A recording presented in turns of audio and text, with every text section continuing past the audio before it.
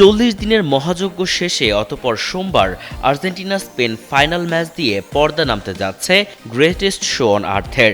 মাঠের লড়াইয়ের সঙ্গে এবার আলোচনায় রেকর্ড প্রাইজ মানিও, যেখানে চ্যাম্পিয়ন দলের জন্য অপেক্ষা করছে 5 কোটি মার্কিন ডলারের পুরস্কার।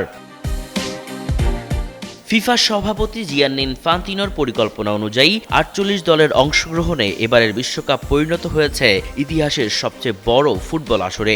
শুধু দল ও ম্যাচের সংখ্যা নয়, বেড়েছে টুর্নামেন্টের আয় এবং পুরস্কারের অঙ্কও। দ্য অ্যাথলেটিকের তথ্য অনুযায়ী 2026 বিশ্বকাপে মোট প্রাইজ ফান্ড 65 কোটি 50 লাখ মার্কিন ডলার, যা 2022 কাতার বিশ্বকাপের তুলনায় প্রায় 50% বেশি। রোববারের ফাইনালে স্পেন ও আর্জেন্টিনার মধ্য থেকে যে দল শিরোপা জিতবে তারা পাবে 5 কোটি ডলার, আর পরাজিত ফাইনালিস্টের জন্য থাকছে 3 কোটি 30 লাখ ডলার। মজুব বিরাট কারবার, জিতে নাও ফ্যামিলি কার, স্পোর্টস বাইক ছাড়াও লক্ষ লক্ষ নিশ্চিত গিফট। শুধু ফাইনালিস্ট নয়, তৃতীয় স্থান অর্জনকারী দল পাবে 2 কোটি 90 লাখ ডলার, আর চতুর্থ হওয়া দলের জন্য বরাদ্দ 2 কোটি 70 লাখ ডলার। এছাড়া কোয়ার্টার ফাইনাল, শেষ 16 ও শেষ 32 থেকে বিদায় নেওয়া দলগুলোর জন্য রয়েছে নির্ধারিত পরিমাণ অর্থ।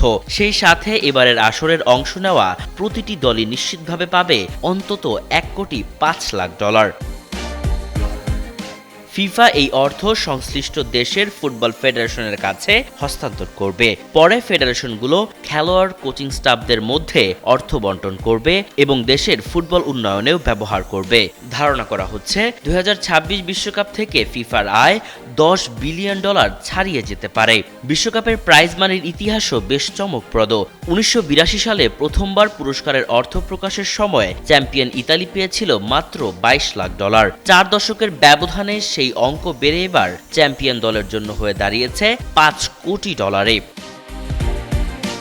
ফাইনালের পর চ্যাম্পিয়ন, রানার্স আপ ও তৃতীয় স্থান অর্জনকারী দলকে দেওয়া হবে যথাক্রমে স্বর্ণ, রৌপ্য ও ব্রোঞ্জ পদক। পাশাপাশি টুর্নামেন্টের সেরা খেলোয়াড়, সেরা গোলরক্ষক ও সর্বোচ্চ গোলদাতার হাতে উঠবে গোল্ডেন বল, গোল্ডেন গ্লাভস ও গোল্ডেন বুট। তবে সব ব্যক্তিগত পুরস্কারের সঙ্গে থাকছে না কোনো অতিরিক্ত অর্থ পুরস্কার।